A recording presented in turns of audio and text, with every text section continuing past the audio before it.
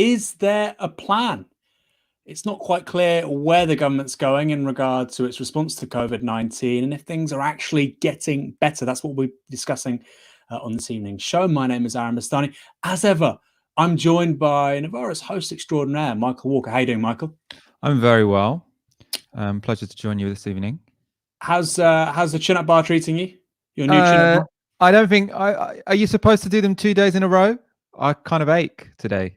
Right. So I feel like maybe you do it once every other day and then you sort of work up to that regularity. Is that okay, or is that... I mean, this COVID-19 breaks all the rules of working out at home. Yeah, maybe I should be pushing myself harder.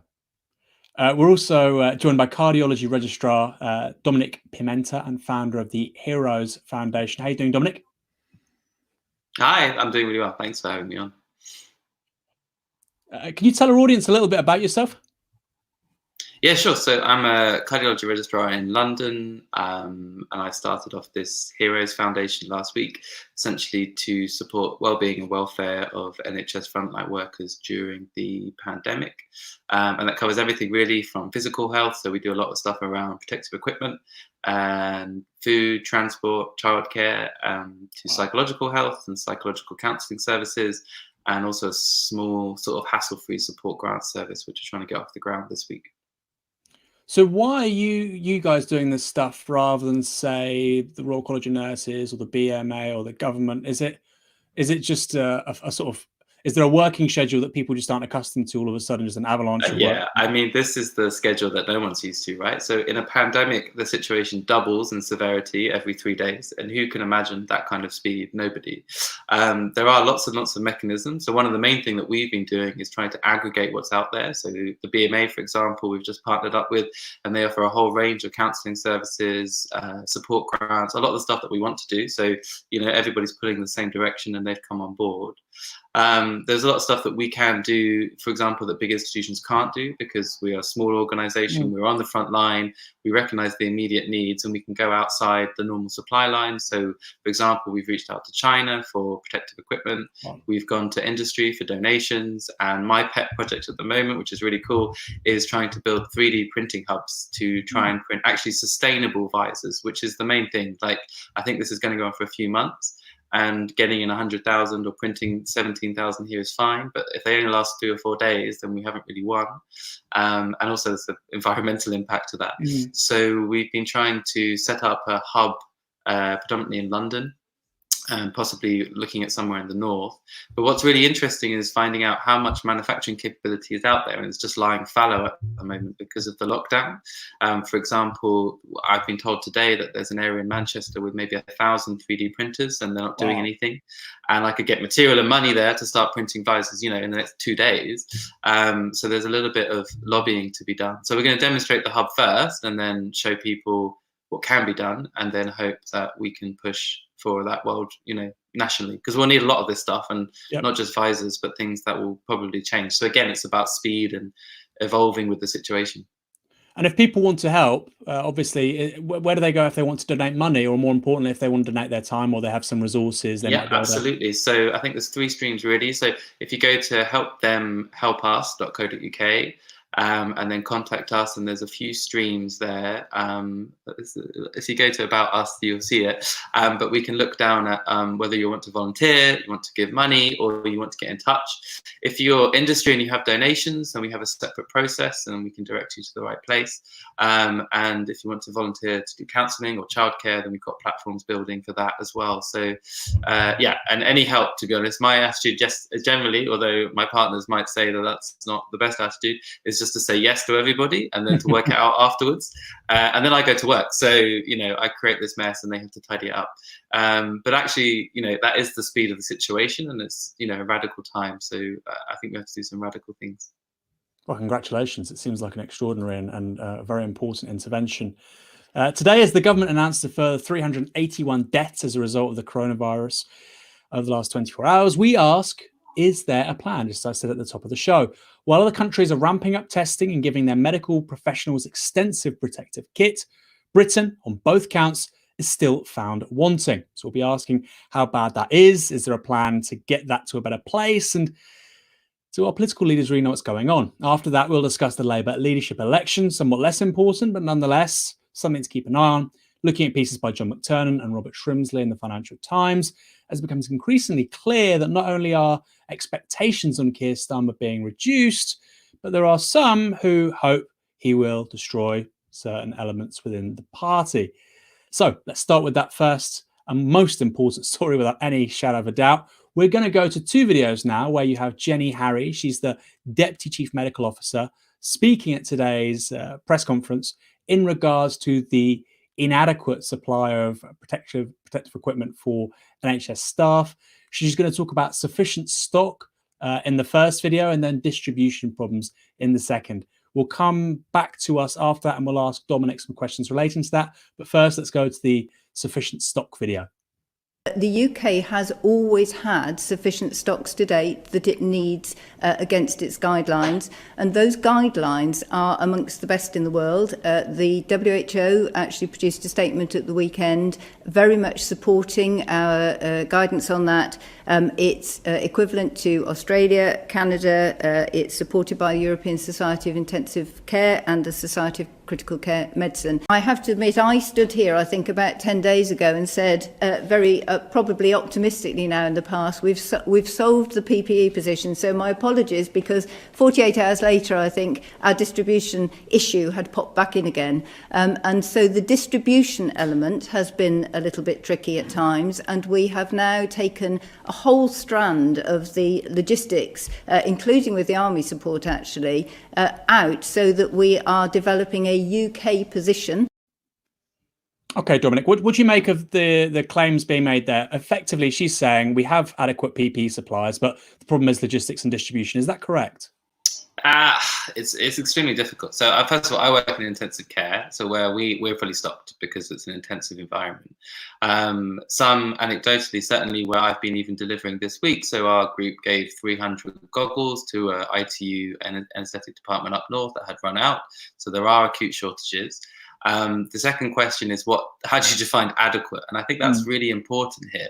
So there's a bit of confusing guidance. Our public health guidance is slightly different to what the WHO say, slightly different to what the CDC say. And in the context of that, there's also a worldwide shortage of all of this kit. And I know that because I've been trying to buy it from China and Singapore and Taiwan.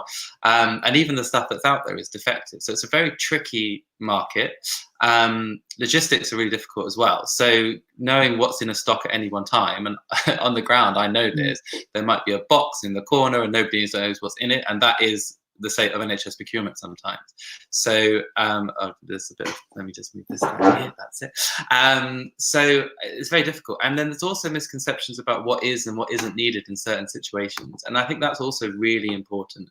So the way that the CDC has it is that if you see a case of coronavirus that's positive, a surgical mask is sufficient until the supply line is restored, and then everybody should be wearing the high particulate filters, which is the FFP mask. Now, the current shortage means there isn't sufficient masks. There isn't sufficient eyewear really either. And part of that is not only because of the scale of the pandemic, but also the reusability issue. So lots of stuff is being thrown away, for example, straight away, perhaps unnecessarily, especially eyewear. So it's very difficult on the ground. I mean, there are pockets, but there's also pockets of people thinking that they need stuff that they don't, and people who do need stuff and don't realize. And the other thing that we don't talk about at all, and doesn't get much airtime, is all the ancillary staff in the community. So GPs, hospices. So we've delivered some FFP3 master hospices so they can continue palliative care for patients who are coronavirus positive. Healthcare workers in care homes, and even funeral directors. And that's something that we focused on with some of the grassroots distribution that we've been doing. I think it's a really tricky time because, as you say, the situation has outpaced everybody. And that's part of what our remit has been to do with the Heroes Foundation, is to try and expand into that space, provide a bit more energy, augment what's going on. And also because a couple of us are frontline, to feed back from the frontline and to what is and isn't needed. I think at the moment, the stocks need to be relooked at. We need to be a lot cleverer with how we're using what we've got. And that includes, for example, switching from using FFP masks, the respirators, per patient to per ward round. So we wear it for 4 hours and go see all the patients. And also reusing and even creating, like we're trying to do, sustainable PPE like eyewear. In terms of, say, the average cleaner or security guard, I don't know if those positions are still sort of necessarily being staffed to the same level that they would be. Would they be wearing protective sort of masks, eye gear, if they were working around people that may have coronavirus? So security, no. The cleaners is a particular issue, and there's a couple of issues around that. One is that they are a bit disconnected from the clinical team. And what I mean by that is that there's been something happening in that room where, for example, a patient's just been intubated, where we put a tube into the lungs. That generates what we call aerosols. So they hang around in the air, and depending on the type of room, they can hang around for up to an hour. So if the cleaner doesn't know that, they need specific personal protective equipment. We're generally pretty good about marking stuff like that, but equally, as I said, there can be a disconnect between what the clinical team are doing, what the clean team do. And the other thing I should let you know is that some of the coronavirus is also spread through the fecal route, and that's pretty unusual, but again, something that people might not be aware of. And we've looked at that, at least where I work, and made a sort of SOP to make sure that everybody is aware. But again, it's a lot about awareness and what is and isn't adequate in certain situations, which makes the whole situation very tricky. Now, the government's been saying that there was adequate protective equipment basically from early February. You know, there was never an issue apparently with supply chains of these things. Do you think that was correct? Do you think they probably underestimated the scale to which this could reach and how quickly it got there? Yeah, again, I think it's really difficult. And the reason is because there's two parts. It doesn't matter where the stock is, but you have to get it to where it needs to be. We've done a bit of work with an AI company, actually, that have direct on the ground knowledge of what's in hospitals. Right. And that seems to be even more granular than what the government had at the time. I think there will be lessons learned, certainly, after this. And I for one, would like to see considerably what the decision-making process was, what they thought capacity was, and how they modeled the virus. I think it's clear that something changed, and the virus is sort of at least a little bit more, or potentially a lot more widespread than they thought it was, and certainly the rate has come on a lot quicker. I have to say, as an NHS worker, and lots of my colleagues would agree that we could have been better prepared. Everybody on the ground is doing everything that they can do now, to another level, really, sort of 200% powering through, which is really encouraging to see. But certainly at the end of this process, we will be looking back and trying to learn and see exactly what's gone wrong. So in that same press conference from today, Michael Gove, who was alongside the scientists, blamed the lack of testing capacity on a shortage of the relevant chemicals. The logic being that obviously there's a huge, which is obviously an incontrovertible, a huge demand for these chemicals globally. Do you think that's the case? Again, it's just going on really your own experiences. Do you think the relative absence of testing in Britain compared to, say, Germany, particularly with frontline workers in the NHS, do you think there's an absence of testing because there was a lack of foresight about how it would be needed, or there was a strategy previously where they weren't viewed as that important? Or do you think that the argument, because you're obviously trying to procure this stuff yourself as well, you've said, in the global market, is there a real shortfall of the chemicals to get these tests to as many people as would be preferred? Again, I think because it's such a global situation, the answer to your question is probably both. There's actually, there looks like there was a policy change. So for a while, the country was a clear outlier compared to what the World Health Organization was saying in terms of testing. And certainly countries, I think when we were talking about herd immunity still, so a couple of weeks ago, we were doing something in the region of 200 to 300 per million tests. And for a country like, I think, South Korea or Singapore was doing in the region of 23,000. So that gives a sort of scale. There's lots of problems in the global market with tests, and there's a couple of different types of tests. So there's a swab that goes into the back of the throat, and that's for the viral DNA. But there's also a newer test coming online, which is for antibodies. So the antibody test is going to be a game changer. But the problem with all these tests is because we're talking about a potentially, an actually very dangerous virus. If you get a false negative or a false positive, you can also do a lot of harm. So buying, mass from China, which, again, we've looked at some tests, you have to be really, really careful about the technical assurances. I think because there's a policy change and now we're shifting to testing, certainly I can't imagine that they were stockpiling when they were actively not testing. So they're obviously having to scramble to get back, but then so is almost every other country on the planet right now, with some exceptions. So, I think it's a very difficult global market. Clearly, they are doing testing, and they're bringing on testing for NHS workers, which is something that we've been really pushing for because it enables a lot of the workforce to go back to work. But again, the tests are not that sensitive, and that is a real problem because if you are tested positive or negative, and that defines if you go back to work, and the sensitivity of the test is pretty low, we don't want to give false hope or even false reassurance, and also keep people at home when they don't need to be. So testing is unfortunately not the be all and end all. I think it would have massively helped the contact tracing strategy at the beginning if we'd done mass testing, and we should probably still do mass testing to continue the containment. And hopefully the suppression that we're doing now with the mass lockdown will enable a bit of time to build up capacity to continue to do that, because that would really be the only strategy that keeps that, under control in the longer term. Yeah, well, I want to ask a couple of questions about sort of the statements that our leaders are making at this point in time, because obviously we're watching them every day as non-medics. It's interesting to get your perspective on that. So a couple of examples, I suppose, and this is relevant that you also procure stuff. So Michael Gove today said that one of the reasons they're struggling with testing is because there's not sufficient chemicals. Then Robert Peston, who's the ITV political editor, he emails or calls up the trade body for that institution, and they say, well, they haven't asked us. All of these chemicals that one needs to do the testing, our members could provide that, but they haven't been asked. I suppose the second element to that question is how do you relate as a doctor to, say, the chief medical officer and the deputy chief medical officer? Because us on this show, we've been fairly, I suppose, critical in the sense that we've often found that they dress up political questions as scientific questions.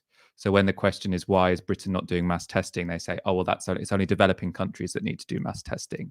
When, to my mind, it seems like most of the evidence is pointing to the fact that the reason we don't do mass testing is because we don't have enough tests or enough resources. And that seems, there are many justifications you can make for that. We didn't see this pandemic coming, and there's a cost benefit analysis for anything you have to invest money in.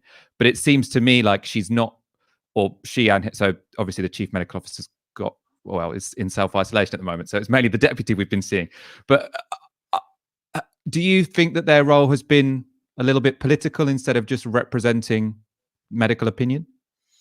Yeah, so that was a long question. I think I have to answer the second one. I can't remember what the first thing you asked me was. So it's interesting. I used to work for Chris Whitty. I know him really well. Not really well, but as well as, I'm sure he doesn't remember me, but I used to look up to him, and I think he's a brilliant and very decent man.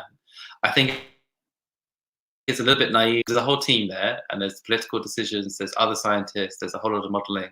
So the sort of scientific opinion that is, from the podium is going to be a mass of consensus. It's going to be a mass of what the practical decisions are, what the PR decisions are, what the political, agenda is on top of that.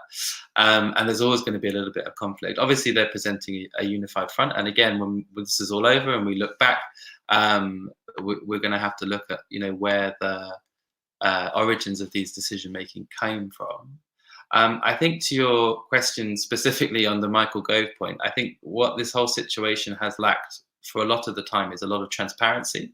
So when we were still talking about herd immunity and why we weren't mass testing and weren't following what the WHO guidance, and we were assured that was what the science, but we couldn't see what the models were, and there was a little bit of opacity to that, and I think that caused a lot of anxiety, and not even anxiety, but actually sort of what's the word, not condemnation, but a lot of criticism from the scientific community. So Richard Horton from the Lancet, behavioural scientists, whole groups of academics questioned this strategy, mostly predicated on what the capacity of the NHS actually is and actually will be. So I think there's certainly been a lot of difficulty in that respect. I think it probably, comments like Michael Gove, for example, they don't really help with that situation, because, if you say there's, you're definitely saying there's no chemicals. Well, you can call someone and say, I might have chemicals. Speaking from a procurement point of view, although we've done a little bit, the stocks do change every single day, and there's like 100 different users. So I can kind of see both sides of that. I mean, I could say there's no masks and actually call up somebody and find there suddenly are masks, for example. But I think, to be honest, this is the kind of situation where you should throw politics out the window a bit and not try to manage people's expectations and just tell them exactly what is happening. And I think that slightly paternalistic approach, I think Lord Ashcroft termed it that the government have taken to date, has lacked a lot of transparency. And certainly I think that would have got a lot of people on board with the lockdown when they needed to be on board with it. I think people are getting it now. But again, it's a virus with a sort of 2-week incubation period, or a week to 2 weeks.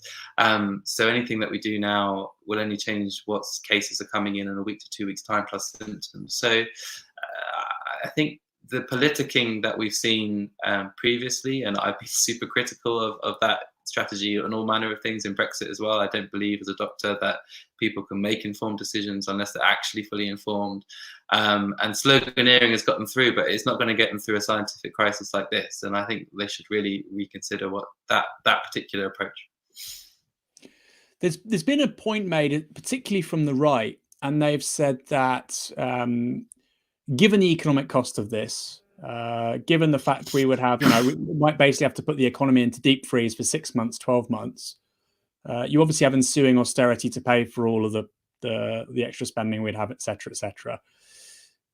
As somebody on the front line, when you hear that argument that, oh, well, look, most of these people are older anyway, they were going to statistically die this year anyway, that was on Sky News. Yeah.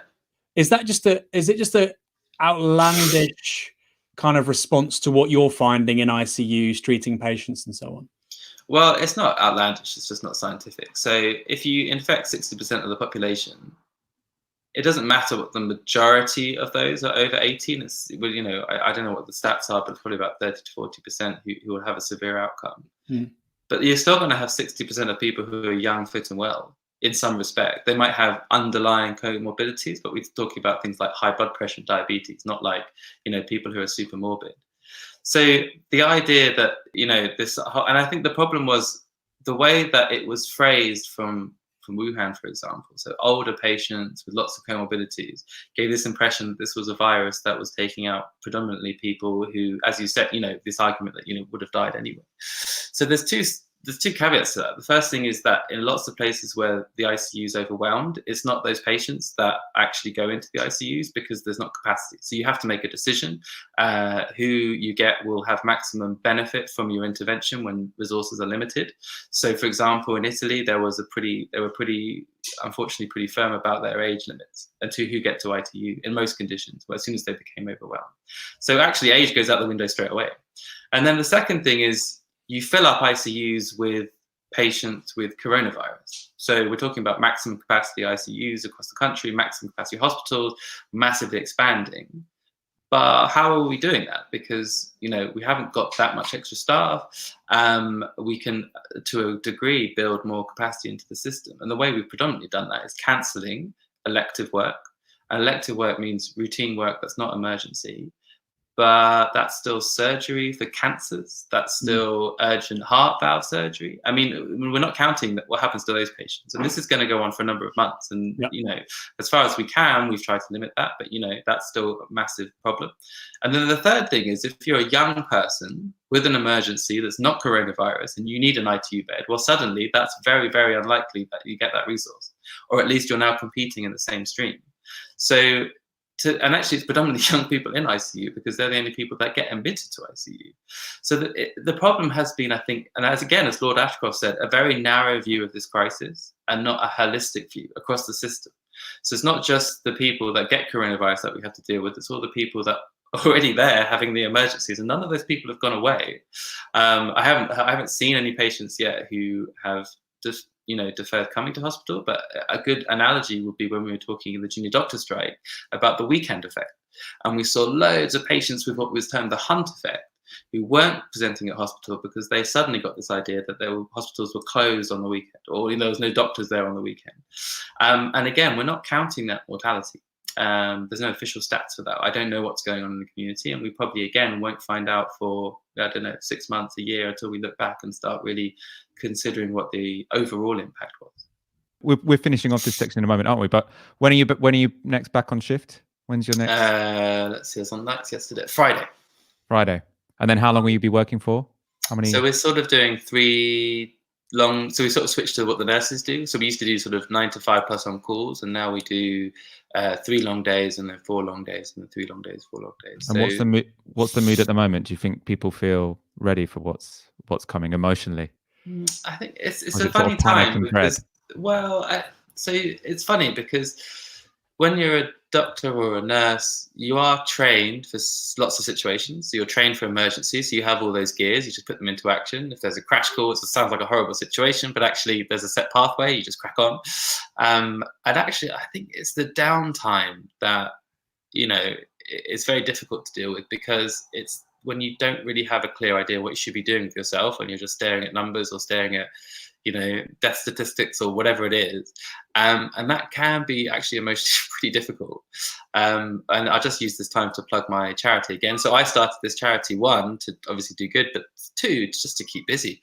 And it's on helpthemhelpus.co.uk. It's a massive site, and it's kind of taken all of my spare time. So since I started that, I've been feeling much more happy and much more ready. Go to work, do the job, come home, work on this, and just do what we can to get your head down and get through it, really. Okay, so then we've got a final question. Do you feel that the government's response to this is getting any better? Now, I know that's hard to judge because, as you've said, there's an exponential effect going on here. So the thing gets twice as bad every 3 or 4 days. But do you feel like, because as we've all said, I mean, this is incontrovertible. There was a pivot in strategy a few weeks back. Do you feel like things have improved since late February? Yeah.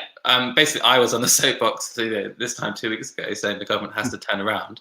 And I'd be a bit not ungrateful. It's the wrong word, but you know what I mean. To say that they haven't. There's mass lockdown. I drove down City Road the other day. Didn't see a single car. It was kind of eerie. People seem to be getting it and adjusting to life in lockdown. I sort of made my close family members, my dad and my brother-in-law's immune suppressed. They've been on lockdown for 2 weeks. And just to sort of, but it's nice that everybody else is sort of getting that message now. And certainly in the NHS side, things have massively ramped up. I mean, at the end of the day, no one can ever be ready for a pandemic in that respect. And in retrospect, we'll have to look back and see where we can learn lessons, I suppose. But at the moment, we just crack on. Okay, well, it's been great to talk to you. And it's helpushelpthem.com, is that right? Help them, help us. Yeah. Helpthemhelpus.com. Thanks very much. I'm terrible, aren't I? That's right, don't worry. You got time to focus on that. You go back to work on Friday, you said? Yeah, so basically full-time on this and full-time on that and full-time on this. And then, fathering at some point too. Wow, busy guy. And keep in touch with how both things go, how the charity goes and how the job on the front line goes. Yeah, we'll do. Well, it's nice to talk to you guys. Have fun again. Yeah. You too. See you in a bit. What a great guy. Yeah. Busy. He sounds incredibly busy, doesn't he? I was saying last night on Twitter that something that sort of separates coronavirus as a political phenomenon or as a crisis, because that's what it is, compared to something like the global financial crisis, which is the only other big major historic crisis we've lived through, is that whilst the financial crash only had villains and victims, so the villains being bankers and regulators who were in hock to them, and the establishment, and the victims being people who ended up unemployed or who lost their homes. It didn't have any heroes. And this coronavirus crisis just has so many people who've stepped up and are now suddenly doctors have always been fairly well appreciated, to be fair. But as well as doctors, nurses, cleaners, people who stack shelves in supermarkets, this is sort of a crisis which, although incredibly grim, obviously, it's got loads of protagonists who, now when they speak, people will listen. And I think that is hopefully something that means we can build something more positive out of this than was built out of the global financial crisis, let's be honest. I mean, it's kind of, with the global financial crisis, there was this ideological realization that, finance is actually can be an incredibly negative force. Debt default in California has impacts the British economy and so on. But there was no agency. But now when you see a binman collect your refuse in the morning, when you go see a cashier, you go, this person is helping to, reproduce society on a daily basis. It's a completely different experience. I think it's a really positive thing you outlined yesterday. You say that, people have always loved doctors, but the junior doctor strike was only a few years ago. I mean, you had there was a Sun editorial, wasn't there, saying just sack them all. So sack the docs. Sack the docs. For people watching, if you like what you're watching, hit the subscribe button. We're going every night until God knows when. Certainly this week, but we think we'll make a habit of it with Tysky Sour. If you like the show as well, tweet it on the hashtag Tysky Sour. There's also a link for this show. Just click that link. You can retweet that. Very simple. And of course, as I always say, smash the like button. We ask for some things. which are harder than others, but the like button is the easiest of all. Next, we're talking about Keir Starmer and the, well, ultimately deflating Labour leadership race coming to its conclusion. This week, of course, we'll see the new Labour leader being elected. There was a great piece in Labour List. We're not going to link to it or show it. I saw Michael commenting on Twitter a few days ago. All of the leadership candidates and deputy leadership candidates will have to produce a video, an acceptance speech, so to speak. And the one who wins, well, that will be the one that's actually published. A very strange experience for all involved, I'm sure. There was an article in The Critic today. I wouldn't like to link to this too frequently. It's the same magazine where Toby Young wrote a rather daft article. And it was by John McTernan, a former Blairite spin doctor. The piece is titled 5 Rules for Ruling. Not the most tidy title. Nonetheless, memo to Keir Starmer from John McTernan with the subheader, "There's no problem with a witch hunt when there really are witches." Humorous if nothing else. So in that memo, McTernan has 5 proposals. Act immediately, act ruthlessly. I mean, those are relatively apolitical. Punish the losers. We're getting a bit more political here. And then finally, ignore party members and take back the unions. An early suggestion is to sack the General Secretary and all related staff immediately. We should probably take that seriously, given something to that effect was mooted in the Sunday Times a few days ago and is repeated here. And then there's punish the losers, point 3. Just going to read to you from that. Continuity Corbynistas like Rebecca LongBailey and Richard Bergen must be exiled to the backbenches for the rest of their parliamentary careers, which should be as brief as possible. Victory has to be absolute. It's crucial to show you understand just how toxic Corbyn's tax and spend manifesto, default dislike of business, and deep lack of patriotism really were. Clearly, this was a piece written in the weeks before COVID-19 took hold, and the government effectively socialised significant amounts of wages from the private sector. But this is, to be blunt, not pulling its punches. What do you think, Michael? Does John McTernan have Keir Starmer's ear? Well, I mean, it's interesting with Keir Starmer, isn't it? Because obviously his whole campaign has been run on the basis of I'm the unity candidate. And I respect that the Labour Party is a broad church. And so I'm going to try and bring people on, win them round through argument instead of factional fighting. But then I think it was that Sunday Times piece where sort of in the same piece it says Keir Starmer wants to get rid of factionalism and also he's going to sack everyone in the party who doesn't come from his faction, which, there's a bit of an incongruence there. I mean, when it comes to what John McTernan's written in terms of, getting rid of a toxic tax and spend manifesto, as you say, the government are spending a hell of a lot more than we ever would have imagined. Obviously, that's because we're in a period of crisis. That doesn't mean they've converted to social democracy. Yeah. But presumably the battle that the Labour Party are going to have to fight when this is all over is that the cost of coronavirus should be paid by the wealthy. But not necessarily because they caused coronavirus. I mean, they didn't. There are some wealthy interests who I think share some blame when it comes to why our NHS has been subject to chronic underinvestment. People who've dodged tax or who've campaigned for it to be lower, for example.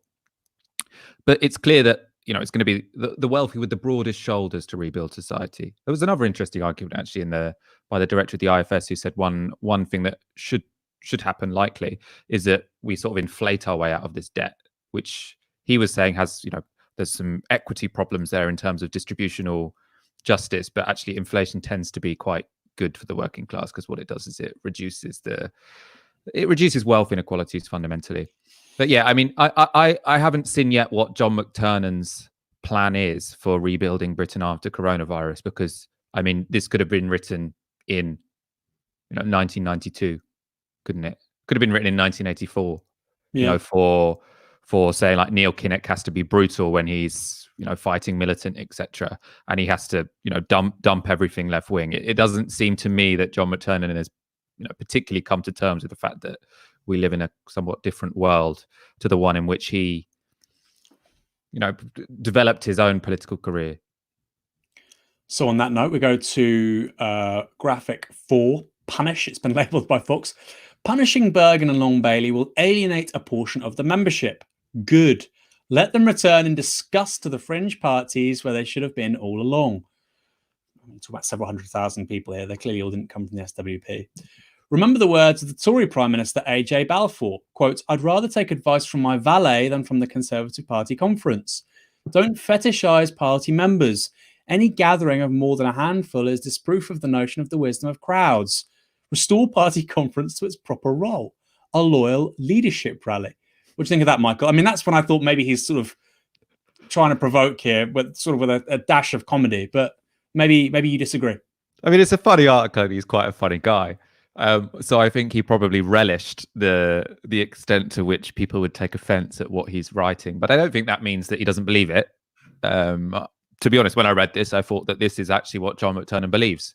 And I suppose what's different about John McTernan to many other people on his wing of the party is he's very open about what he believes, which is that he thinks members should have no role. The party should be run purely by political professionals who have no accountability to members whatsoever, and who, basically disown anything that's particularly anti-war or left-wing, etc., etc. We had him on the show actually it must have been a couple of years ago now, with Grace Blakely on.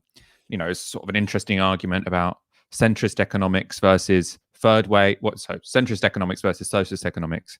All interesting. Obviously, I agreed more with Grace and him, but then by the end of it, he was still justifying the Iraq War, still saying it was a good thing. So this is someone with some quite extreme ideas about what the future leader of the Labour Party should be advocating for. You picked up on also what's been misunderstood in this paragraph, which is to say that Corbynistas, or people that join the Labour Party to vote for Corbyn, should be in fringe parties. Because if all the people who join the Labour Party to vote for Corbyn should be in a fringe party, then that fringe party would be bigger than the Labour Party, right? We've got 1,349 watching, only 595 likes. Come on, smash the like button. The more likes we get, the more humorous things are going to be after this weekend with the likes of John McTernan. What's interesting is actually he reviewed my book in the Financial Times, and it was quite a nice review.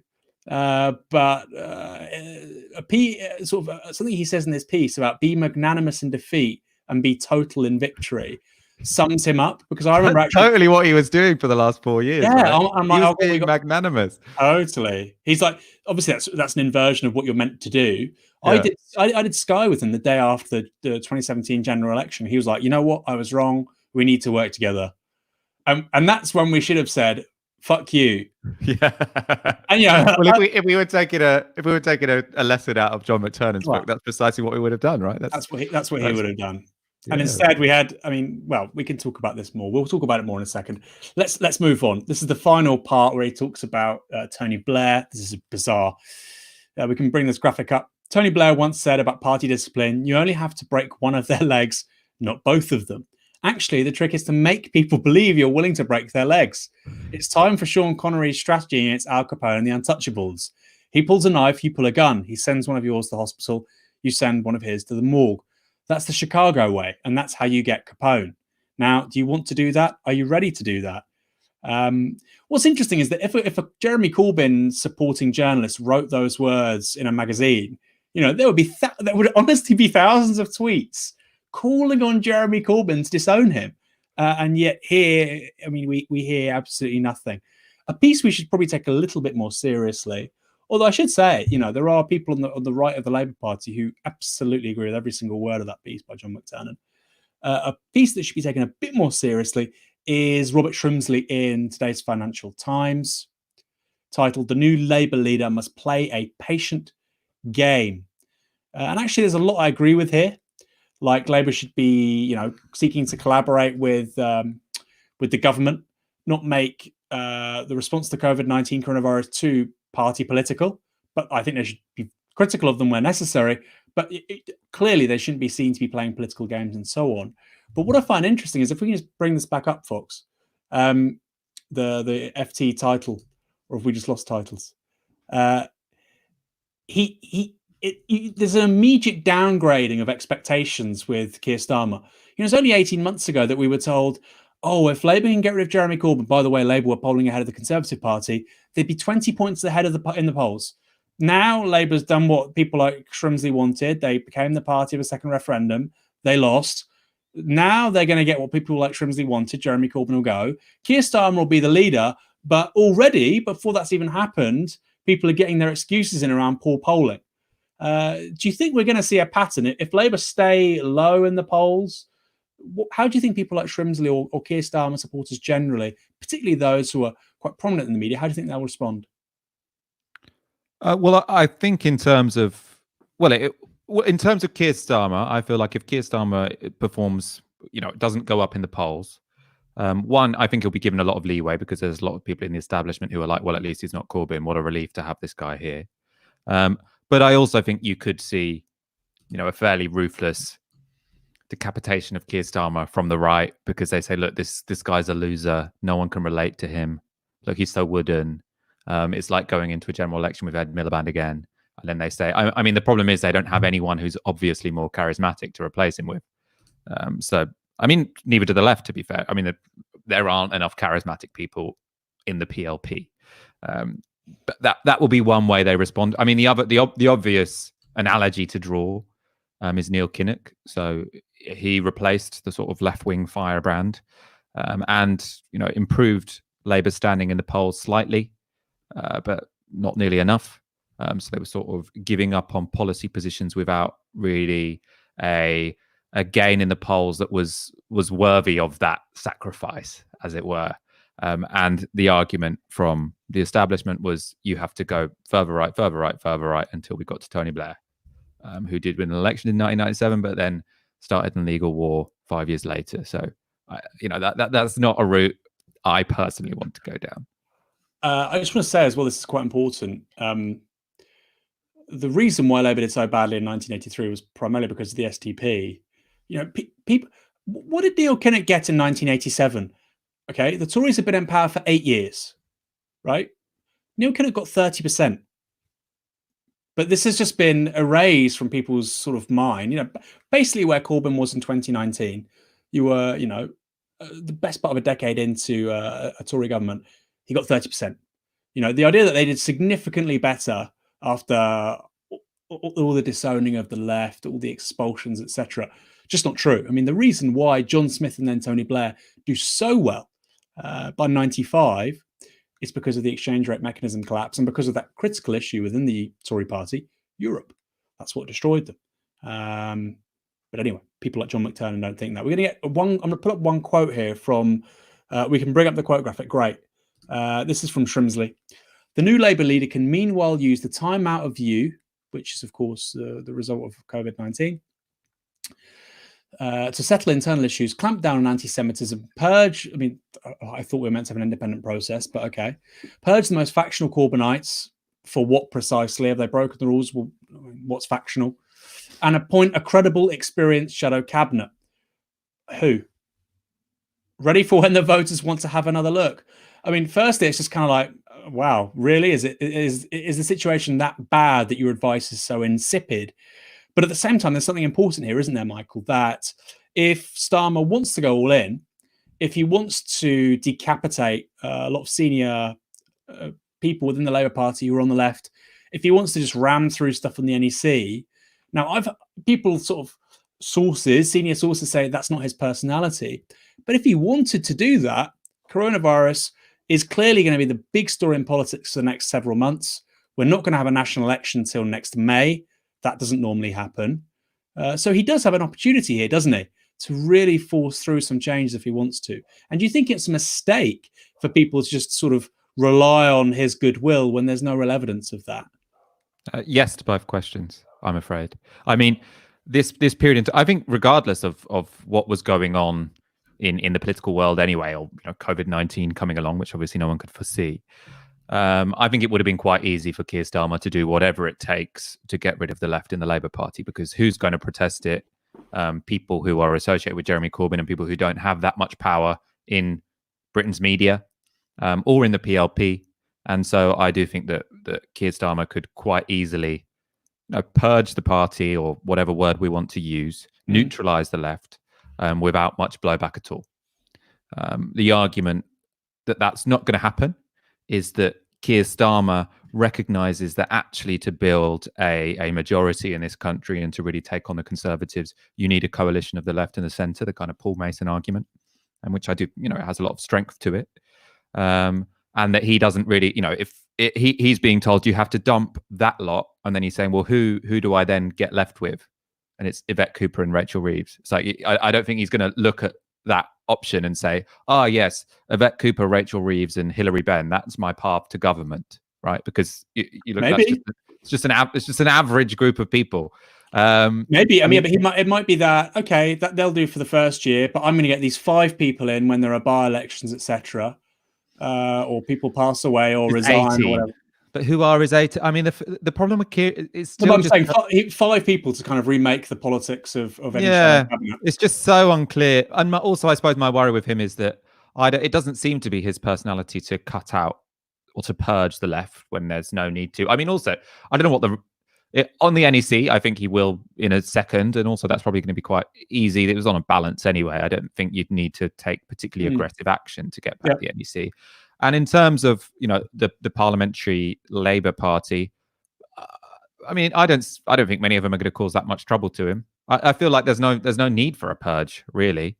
I suppose the question is, to what extent does he drop the line essentially that he wants to take from both the Corbyn era and the Blair era? And I think the mark of that will be whether he has anyone, from the Corbynite wing of the party in a senior shadow cabinet job. So not just giving Rebecca Long-Bailey housing minister or something.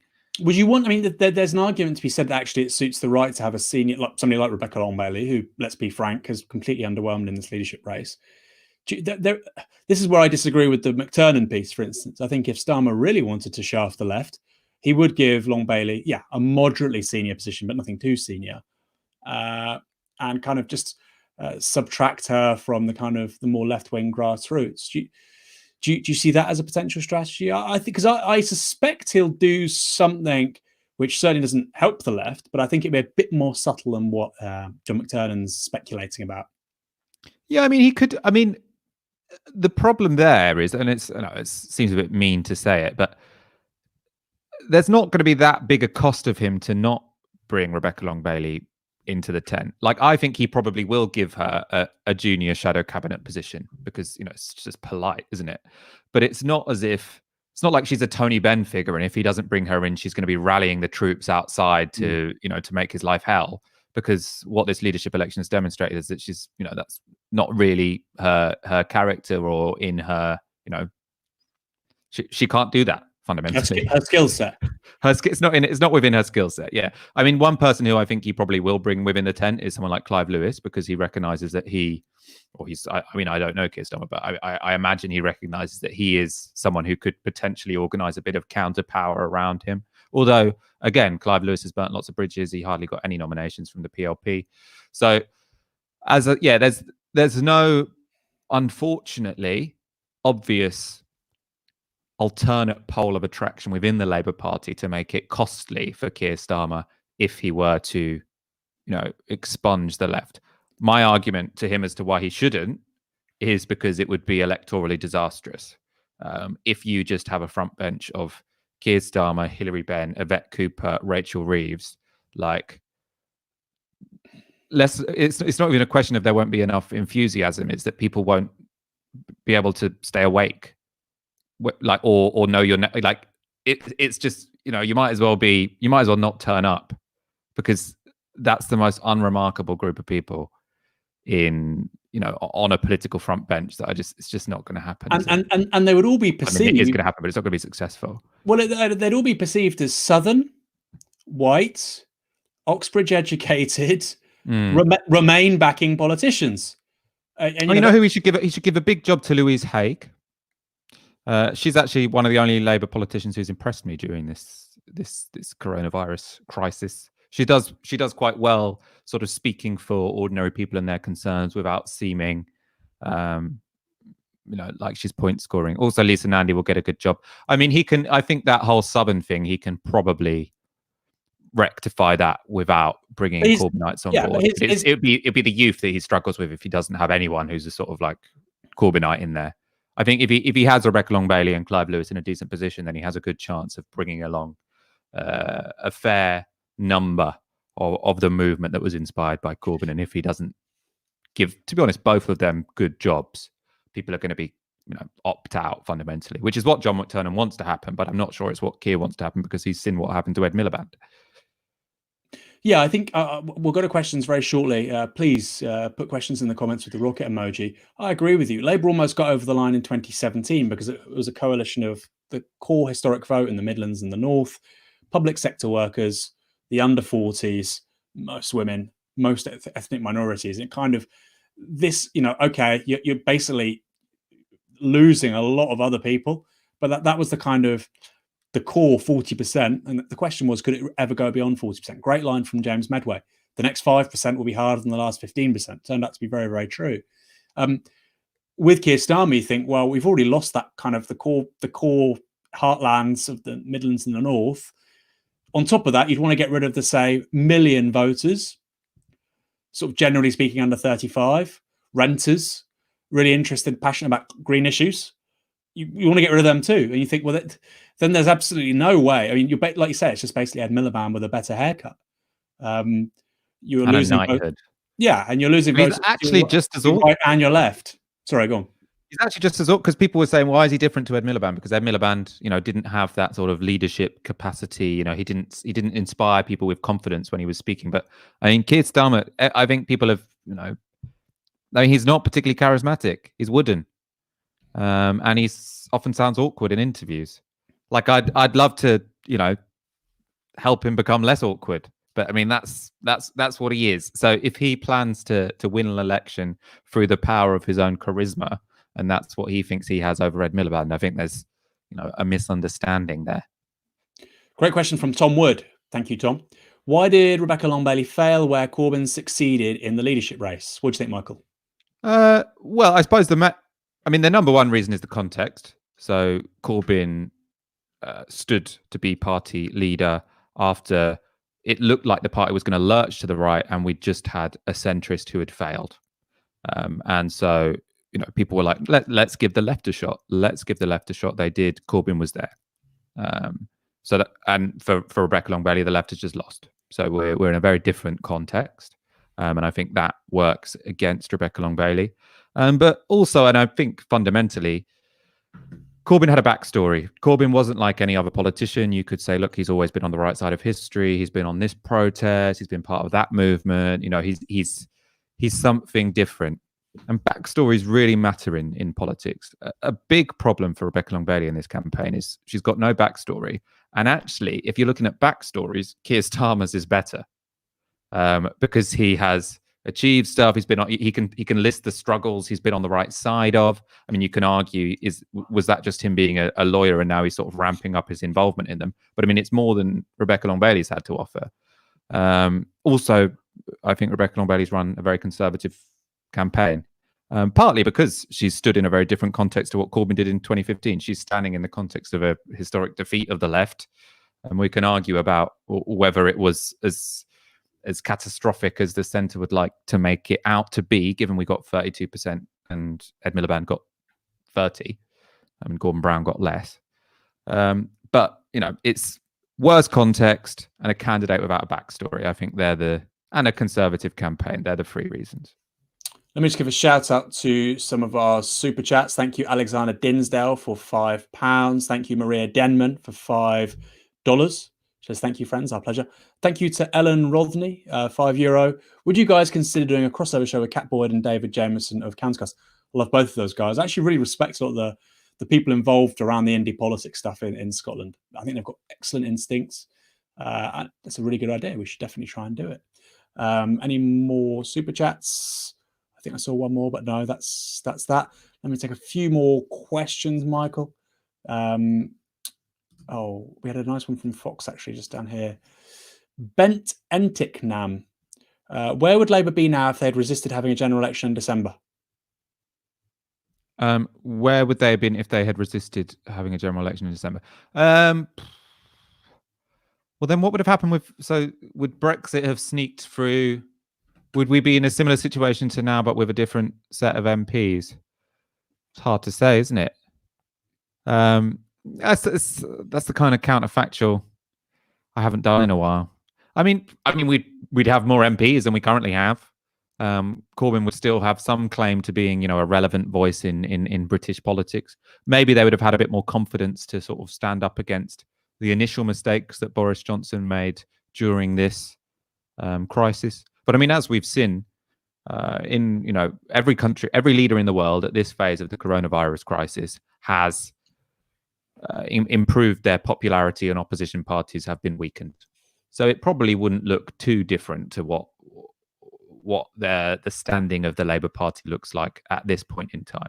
I mean, the argument could be that by the time you had a general election on that particular time frame, so it'd be by 2022, wouldn't it? That would be, potentially when this inquiry into the initial decisions that were made in the coronavirus crisis, when lots of the mistakes that we've talked about that we think that Boris Johnson and his advisors made comes out, and that could lose them some popularity. At that point, potentially Corbyn would have been replaced by someone more more up for the job at that point in time, but from the same wing of the party. I mean, we both said in 2009, Corbyn didn't really look like he wanted to be prime minister.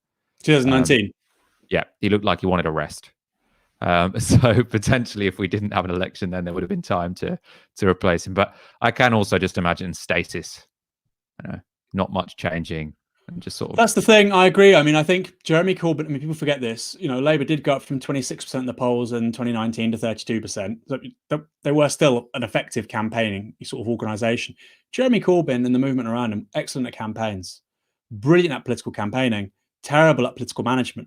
So I agree with you. I think, given what we saw, the experience of 2015 to 20 would have been, without a challenge, without the chicken coup, without the 2017 general election, without a challenge, I think it would have been stasis. We've got a question here from David Wiper.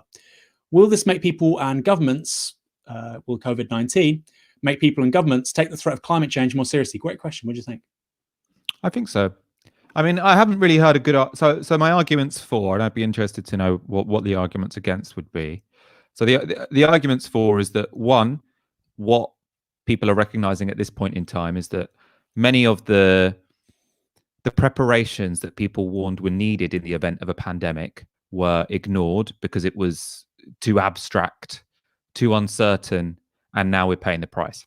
So I think people will take more seriously the idea that actually you should plan for future events, even if there is a bit of a degree of uncertainty, because obviously what people say about climate change is, we don't know quite how it's going to develop, so therefore we shouldn't do anything. I think that attitude has been proved to be bunk with COVID-19, and I think there'll be popular understanding about that.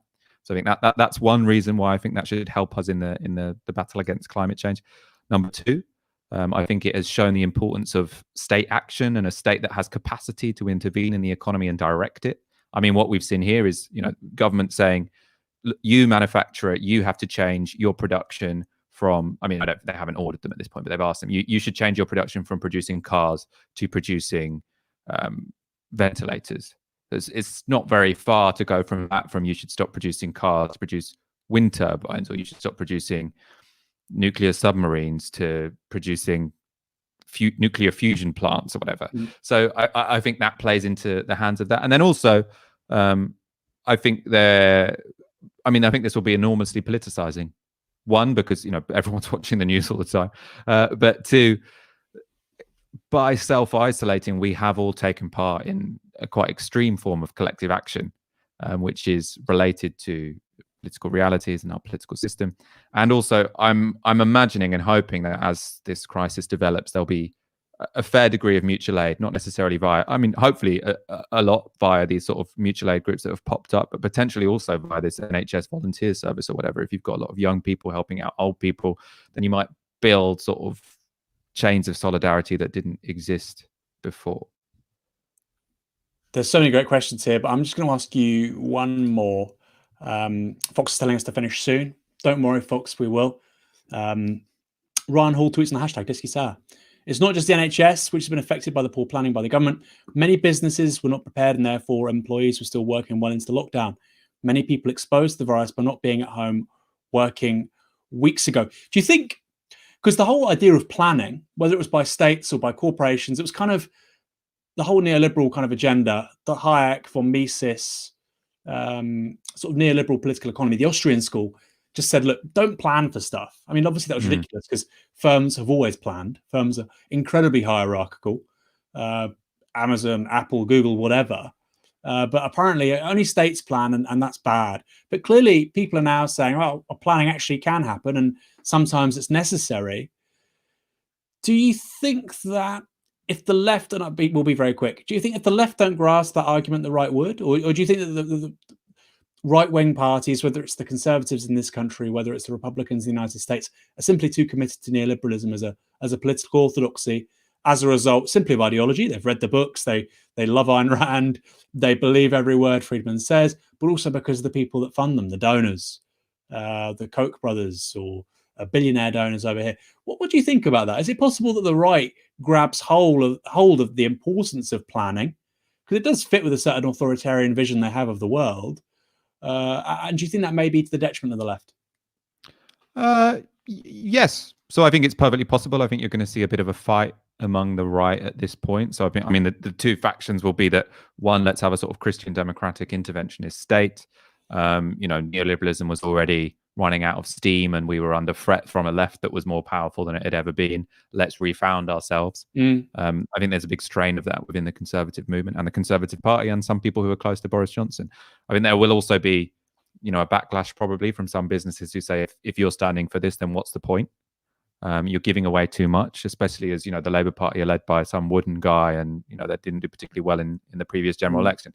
So I can see both happening. I think probably you will get a much more interventionist Conservative Party after this, potentially a bit more nationalist. I'm not sure. It could be that one of the key divides is between sort of like a right wing who is interventionist but xenophobic, and a left wing who is interventionist but not so much. Disastrously, you could have a left wing that's, or a Labour Party at least, which is sort of like fiscally conservative and open versus closed, where the left has sort of abdicated any responsibility for talking about progressive economics. But we'll see. We'll see. What do you think?